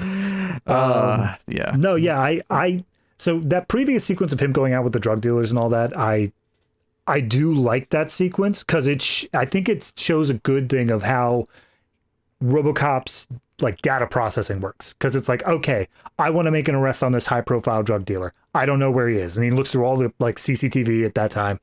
And then he gets known associates and he finds one of those who is available. And he goes and he threatens that guy, puts him under arrest, and then uses that to find out where the actual hideout is and does a full arrest sequence. Weird nitpick here. It's not a big deal, but this movie's meant to be set in 2028. This guy's age that he goes to question comes up in his visor when he's looking at him. It says, age, address, whatever. And it says he's 27, which he look more or less. Like, fair enough. I'm not disputing that. But when Robocop's interrogating him, he says that his wife left him for domestic abuse in 2019. And I'm like, wait a minute. If he's 27 in 2028, that would mean that he was 18 when his wife left him for domestic abuse. That's like that's an early marriage and a very quick turnaround to not divorce. Impossible. It's not impossible. Possible, yeah. But it's Yeah, that strikes me as maybe they had the date a little bit earlier and then they pushed it out later on because there's nothing else that says 2028 outside of like things that are text on screen. Like no character really says it. I mean, just make this guy just say he's 30, right? That way the 2019 date wouldn't sound as weird, but whatever. No, you just say your wife left you like 5 years ago. You don't have to put an exact date on it. You just I'm assuming that they've recorded the dialogue in the scene and they can't. Oh yeah. I mean they could ADR, I suppose, but yeah. But I'm just thinking all the text can be changed though, whenever they want. No, that's fair. But no, I like that drug bust scene. I think that is like the fact that he's emotionless at this point as well really sells like this feels like original RoboCop as much as it's going to. But the part that I like immediately following it is as they're looking at the dopamine levels going up and he's investigating his own murder, the chief comes in and is like, what's going on here? He's not out making arrests. What is he doing? It's like, oh, he's investigating his own murder. And she's like, this is against protocol. We shouldn't be allowing this. And I like Gary Oldman's point where he's like, looks like he's doing police work to me. I'd say that's still within protocol. So yeah, we're just going to let him run for a while. I mean, yeah, this gets into the idea that if you create someone who's very good at like actually investigating the crimes, that eventually you'll start investigating the people who built them and they don't want that, or the people in charge. Because turns out, by the way, the police chief's as dirty as the other two cops from earlier. That's going to be a plot point later. Oh my god. So she didn't want this to be investigated because she's guilty. Anyway, so yeah, he looks into stuff and he wants to find this bad. And there's a whole big sequence where he has a big shootout. There's the whole thing where it's like it's dark, so it's the gunfires lighting up the scene, which it can be done well. I've seen both the Batman and Dawn of the Planet of the Apes had very good examples of this type of sequence. This is maybe trying for a bit too much though. It felt a bit choppy editing wise for me, which is why I wasn't super into it. I didn't. Maybe it was the editing. There was definitely something keeping me away. I feel like it was more so they set up the darkness to give everybody these night vision goggles, and I just feel like they never took full advantage of it. It still felt like the scene was lit decently well enough that you could see what was happening for most of it without any of the night vision stuff. Yeah, I think another example of like just something the original movie did better is this movie points out Jackie Earle Haley's character explains to Robocop in the first scene where they meet, where the armor he's got is very good, but it's not completely invincible. Like, anything above a whatever caliber he says, anything 50. Above that caliber will shoot through and could kill you. And it's like, okay, that was something that was technically in the original Robocop. They never explained it. They never like had someone say it. But it was just that idea that towards the end of the movie, the bad guys got those big rifles, and you got the idea these are much more powerful, and they could probably go through his armor. And I feel like this movie never took advantage of the fact that they set that up and had this moment where someone had like a notably bigger gun. Like I think technically Jackie Earle Haley probably had one towards the end, but it never really felt like, oh, there's like an intimidation thing here now because he technically can take out Robocop. Whereas in the original movie, as soon as they got those big guns, it's like, oh no, like that actually might be a threat. Yeah. So, but without explaining it, the original movie made it feel like a bigger deal and made more use of it than this one, which explains it like in detail, right? It puts numbers on everything and it doesn't matter. It's the exact same problem as the family thing, where it's what you as the audience say, okay, tiny bullets bounce off Robocop. We established that, but it looks like big bullets could still cause problems. But you don't have this clear line of demarcation. So any gun could still be a threat. You just don't know which one it is at any point. But the bigger it is, the more threatening it seems. This one, you need specifically 50 caliber bullets. Anything smaller than that, who cares? Anything bigger than that, oh no. But then the problem is there's no visual distinction of a 50 caliber bullet. For the general audience member, you can't look at a gun and say, oh, that's a 60 caliber. Oh my God, he's gonna die. And even for people who are into guns, like the guns in this are kind of like futuristic and stuff. They're not real, so it's not even like, you know, it's like they can say this handgun has 50 caliber bullets in it because we're in the future and you know, whatever. So yeah, absolutely. Also, at some point, I couldn't even tell you where, Jackie Earle Haley went to Michael Keaton, was like, hey, someone needs to have a kill switch on Robocop. Yeah. He's too much of a threat or whatever, so I'm going to be the one who just sits in the back room and is able to turn him off whenever I feel like. Yes, that's the thing that happens. The big thing, Robocop investigates all the stolen weapons, which were stolen from police evidence, and it has the fingerprints of the two dirty cops, so he basically walks into the station and goes to arrest. And this is where I realized that they didn't do anything with him getting his emotions back to make it feel like, oh, he's aware again. Like, he just kind of like got like focused on investigating his own murder. He didn't go see his wife and have a moment with her. And the reason what made me think of it is that when he walks out of the station here to go take out these corrupt cops, like, you know, Lewis, Michael Kenneth Williams' character, comes up and he's like, hey, follow me, you're going to like this, right?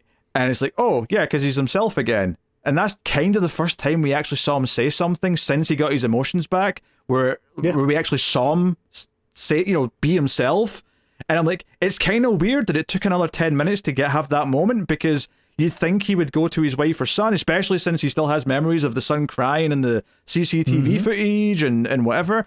And this is what I was getting at earlier, when I'm saying the movie just kind of keeps like, oh no, he's still himself when he wakes up. Oh, until they do something where it does take away all his emotions, but then he gets them back, but then it doesn't feel like there's any consequences to him getting them back, other than just that he's investigating his own murder. We don't get the emotional payoff to him getting his emotions back. No, you're right.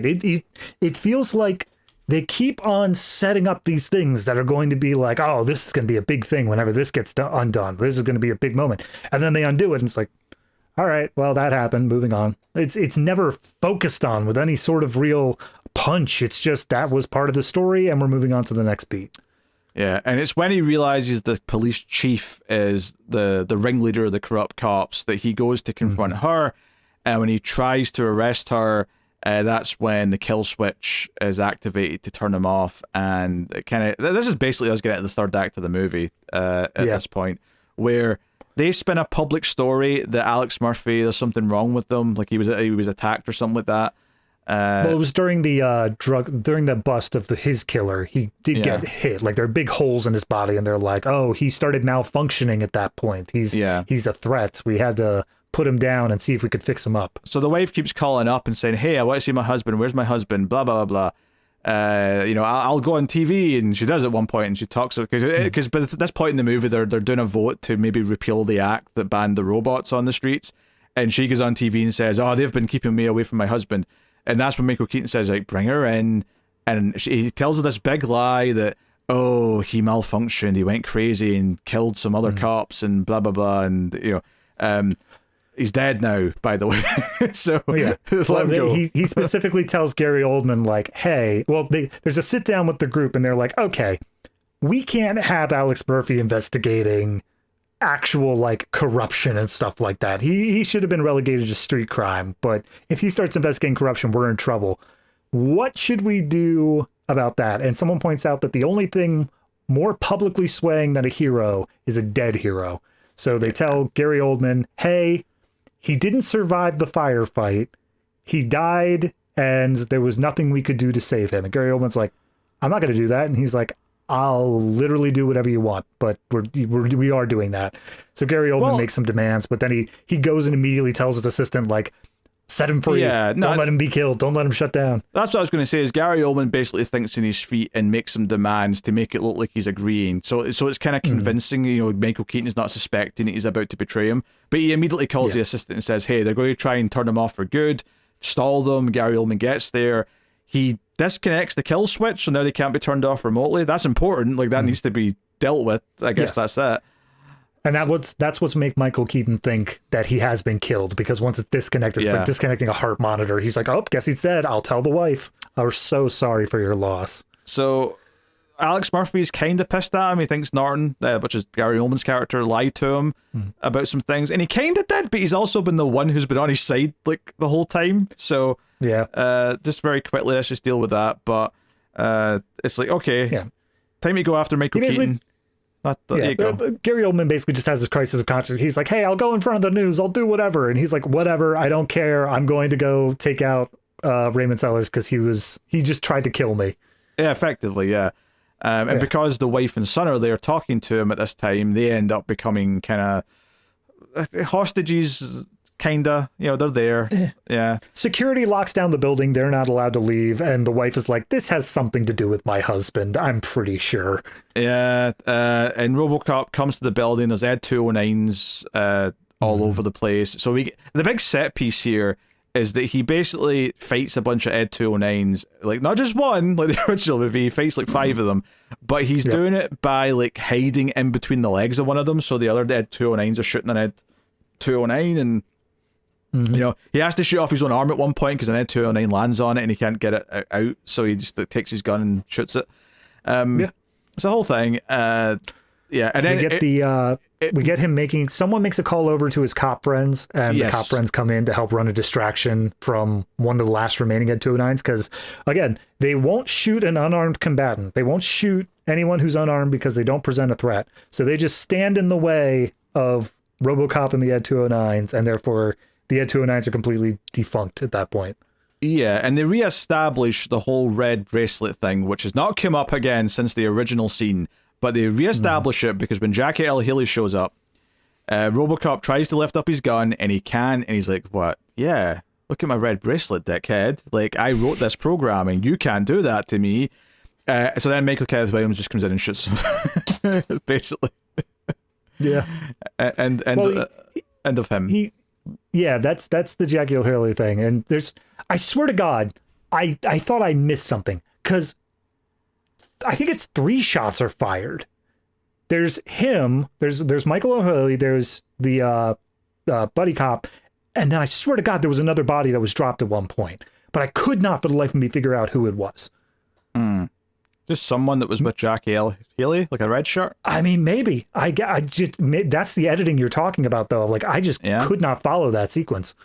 Yeah, and honestly, the big set piece with the Ed 209s just felt that was the scene where I'm like, okay, the Ed 209s, like in isolation, look fine CG wise, right? Obviously, I don't like their design as much as the original. They're a bit more, you know, they're trying to be sleek and whatever. But 80s sleek. When he's like jumping around the Ed 209s and like there's like just like they're all kind of like falling behind him and stuff. This is where I felt like, oh, this is kind of a mess of CG that I'm looking at now. Like I feel like the realism is just kind of out the window at this point. Anyway, the climax is on the roof where Michael Keaton is with the family and some of the others. Robocop comes up. The story that Michael Keaton tried to spin is that, oh, your husband's dead, but the robot part of him's still up and walking around and is acting weird. He's just killing people. And you think, oh, is this going to be like a big thing here where they're scared of like him? But as soon as he shows up, he's like, hey, honey, step to the side. And immediately it's like, oh, he's clearly fine. He's clearly still him. Right. Yeah. No, have him like cold and calculating, and you know the visor thing is still taking effect, and so he's coming after Raymond Sellers, showing it's a threat, but doesn't have that humanity aspect to him. And then he has to, I don't know, take the visor off, do anything to show his wife, it's me, I'm still here, I'm not an evil robot, I'm still underneath this all. But no, it's literally just the first words out of his mouth are, honey, get the kid away. And she's like, oh, that's my husband. All right, we're good. Yeah. And then Michael Keaton holds up a gun and Robocop can't because he's got a red bracelet thing on. And like she's saying, no, please don't shoot my husband.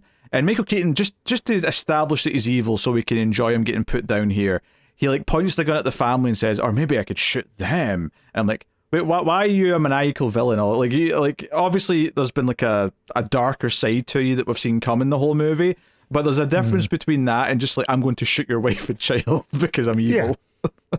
There's a difference between you can't hurt me because I'm your creator or whatever, and you can't hurt me because I'm so rich and powerful that I can get away with anything. And it feels like we've been leaning much more on the former than the latter, but then all of a sudden he's like, no, but actually I'm an allegory for all corporations. So he just faced the programming basically. And what's weird is that Michael Keaton's pointing a gun at him the entire time. So you would think as he sees the gun rising, Michael Keaton would like start just blasting as quickly as he could. But he kind of stands there and says, no, that's not possible. And ends up getting shot. And then they do like a Han shot first sort of thing where they both fire practically simultaneously. But I'm like, you could, as the hand was coming up and you realized he was fighting through it, that was the time to start shooting. Yeah, I guess you could make the argument that like he has such an ego that he's like, oh, there's, even if he gets the gun up, there's no way he can pull the trigger. Like there's no way he's going to be able to fight that. But no, it did feel like just a stupid moment from him, primarily because of how fast it plays out. It's not like this long drawn out thing where like we're showing his internal visor or whatever of him overriding the, because that was the thing in the previous one, in the original one, was it wasn't him overriding his programming, it was him finding the loophole.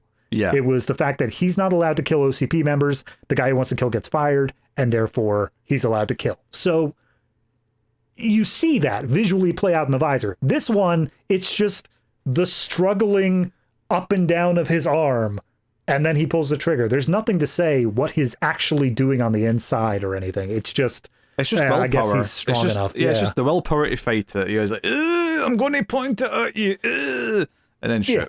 That's basically it. They specifically show the internal visor stuff to show that he's wearing the red watch and that he's not allowed to shoot.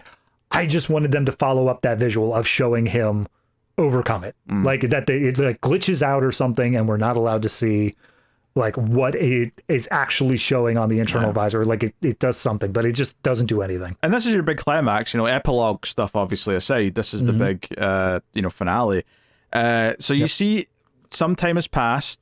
He does seem to have a silver suit now, implying that it's more like the original Robocop, although for some reason they don't show the helmet coming on, which you think would be the obvious thing to, like, I was convinced it was going to cut back to them because it was like, because he's with the family and like they're saying, hey, you okay, you ready for this? And he's like, yeah, I think I'm ready. And he still looks miserable, even though this is supposed to be like, oh no, he's with his family again, and now he's got like a police badge kind of engraved onto his armor as if he's like sort of accepting who he is. But he gets up and walks away with the family, and that's the last time you see him. And I was shocked that it didn't cut back to him and like, just walking out as as Robocop, cue the main theme or something. Instead, we get a scene with Gary Oldman basically testifying at a hearing where they've kept the act. Robots are still bad, and Gary Oldman's like, hey, I did a bad thing, but I think my science is sound and my research is important, and I'm going to keep working on it. So on. And then it sort of cuts from that to Samuel L. Jackson, because the movie really wanted to bookend the movie with Samuel L. Jackson bits, where he basically calls the media bias, and he complains a bunch, says Gary Oldman should go to jail, and says America's the greatest country, blah, blah, blah, blah, blah.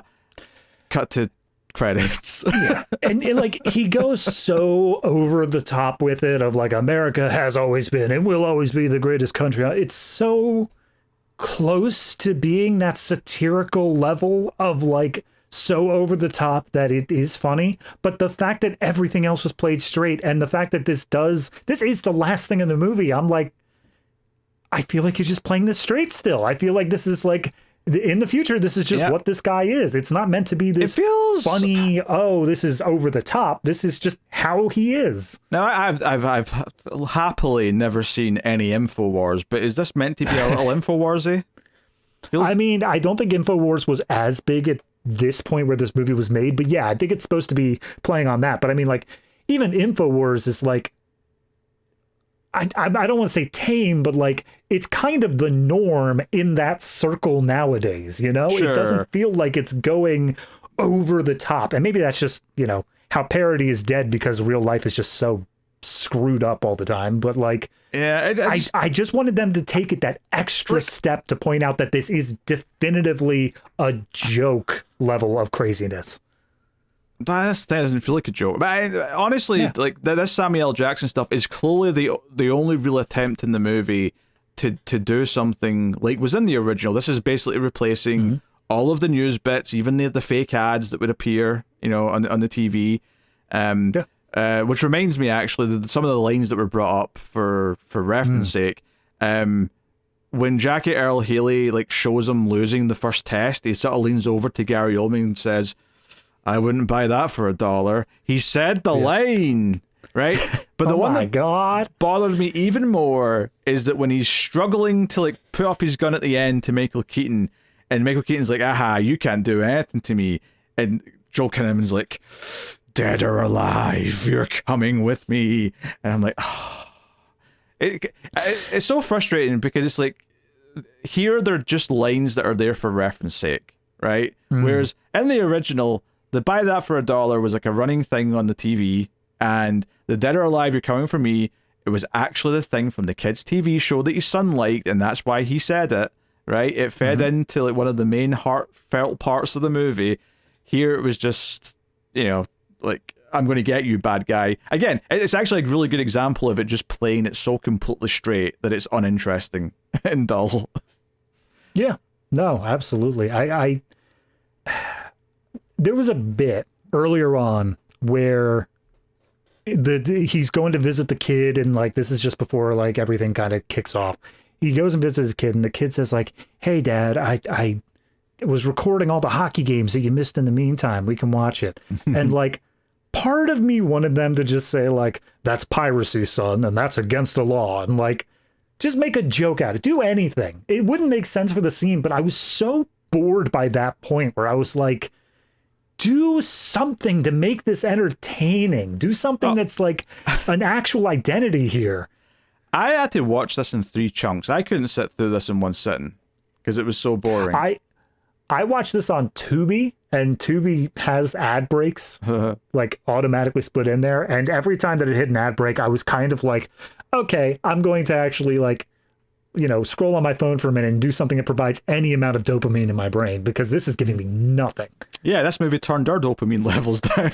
Yeah, I was down to 2% by the time it ended. Oh dear. Yeah, just no personality, no, like, it feels so hollow. It does feel kind of by committee. It feels like a movie that wants to use a whole old classic movie name, but to cash in on a superhero craze. And it feels like it's trying to do those things, but failing at both being a Robocop, it being a superhero story, of like caring about the main character and his family. The pacing and structure is awkward because it spends like so much time doing the origin that the back chunk of it's rushed. Like, it's almost like they're trying to do like a Batman Begins structure where like it takes like an hour to become Batman. But a big notable difference though between those two movies, other than the fact that obviously someone more talented is making it. And I realize the guy that directed this did the Elite Squad movies, which I know some people like, but regardless, Batman Begins is 2.5 hours long. There's an extra whole half hour to do the back half of the movie. This does not have that. This rushes through everything so quickly, and there's all these emotional beats that feel like they're missing for when he gets his humanity kind of back, or he fights through and whatever, and it makes everything feel not special. Whereas when you watch the original Robocop, there's so many moments that feel special because it's the first time he feels like he's starting to become Murphy, or it's like a memorable fight scene, or there's like a lot of character in how the villains act, and the cockiness of them or whatever, like the heart of it, all those things, all of it's missing here. And a lot of the changes feel like they're just changes for change's sake to say that we did something different, and that just feels like I don't know, it feels like an exercise. Like in school when you're given like homework, but you're sort of questioning. This just feels like busy work to like say that you gave us work today, not because it's actually like helping us learn anything. That's what this feels like. It feels like they just need to make a movie, so as an exercise they wrote a new Robocop, but no one had any passion for any of it. Yeah, I mean, I will say, just reading off of trivia, and like this is widely reported, is that the director essentially reached out to another one of his director friends and complained about how the executives, the studio, was shooting down all of his ideas. Oh, really? Like everything that he was putting forward, they were just shooting down. And effectively, by the time the publicities and stuff like that came around, he had to say like, "Oh no, things are great. Like we totally saw eye to eye the whole time. Ignore me saying that other stuff that came out." So yeah, it feels to me like this was by committee. It was something where they were so focused on making it accessible to the superhero crowd that they completely alienated the RoboCop crowd. And then it's not that great of a superhero movie either. So it's just left in this weird limbo of, yeah, well, that existed. Yeah. Again, like just thinking about that last time we see him, like, just give us a more heroic moment where he's like, son smiles at him as he puts on like the classic visor and walks out to the theme or something. You know, have a moment where it feels like he's reached a happy point, and it just kind of feels like he's still miserable, and it never gives you that like that you know, catharsis, that moment of like relief. But whatever. All right, David, what are you rating RoboCop 2014? I think it's pretty hard to argue after everything we've said that this is not almost the definition for someone who's not super attached to RoboCop. This is not the definition of a 5. I came out of this just thinking it was the most bland experience possible. I don't think that it was inherently poorly made in many ways. I think that there were some writing problems, obviously, but I just think that this feels like the most by committee, like exactly what the Marvel Cinematic Universe was doing at that point, and with zero identity of its own, it just sticks the 5 exactly in the middle. I don't know. Like, in some ways, I feel like I might have said that before we talked about it, but I think actually talking through it, it's a bit worse than that, right? I mean, obviously, It's a bit worse than that if you care about RoboCop and you consider it as a remake. But I think there is enough editing problems, script problems, things that just get resolved with no impact or don't get resolved at all, that it's just, there's too much stuff like that that does not work. And fundamentally, it's just like so unengaging and boring to actually sit through. I took 3 sittings to get through this, like I said. It was tough to get through. So I'm going to go with 3.5. I was really hoping you go for a 4 because that would be 4 4s in a row on this show. You've just not been having a good time. Hey, still room to go down, as I have clearly demonstrated. Very true. Clearly demonstrated. That said, though, maybe next week we'll have something that rates higher. I don't know if it will because it's not something I've seen. But all right. Next week on the show, we are doing a recent-ish sci-fi movie from the last few years. It's called The Artifice Girl. So that is what we're doing next week. It's also worth mentioning that over in Collector's Cut this week, we start a new season. If you don't know what that show is, it's the show me and David do where we go through either movie franchises or we do seasons of TV or seasons of movie reviews. The season that's starting this weekend is 70s thrillers. So the episode we're doing this week is Clute, which is a what's her name? Jane Fonda. Jane Fonda, thank you. Jane Fonda and Donald Sutherland thriller from 1971. Yes. So go check it out. And we just did Barbarella last week. I should have remembered her name. So you can go check out that. And of course, I said at the start, you can support the show by giving us a good rating on your podcast app, maybe a review that's good. Drag that average up for us. Like, subscribe on YouTube. But the main thing you can do is support us financially over at patreon.com/MailFuzzTV or via YouTube membership. And get access to the extra ratings rundown segments we do for each episode, which include ratings for visuals, sound, acting. Plus, we do a sexual tension award, which, let me tell you, was very tough for this absolutely sexless movie. So, you can see us struggle with that if you want to. Plus, we also do a bonus monthly show called Extra Reels, where we review some of the worst movies ever made. So, go check out that. There was actually a free episode of Extra Reels that went out last week for a movie called Get Even, or Get Even, since it's all one word. So you can get a taste of that if you want to, but that's a monthly show that we do for patrons. Yeah, plus there's bonuses for the other shows, so go check out stuff. And thanks to everyone who already supports us. But we do have one more thing actually. I almost forgot about David's homework. Yeah. I was just kind of so locked in and doing my outro. It's all good. Yeah, so every week David goes back and watches a movie that we did on the Ace before he joined the show, so he can catch up. So I usually don't know what his movies is. He just sort of tells me on the show. So David, why don't you reveal what did you watch for this week's homework?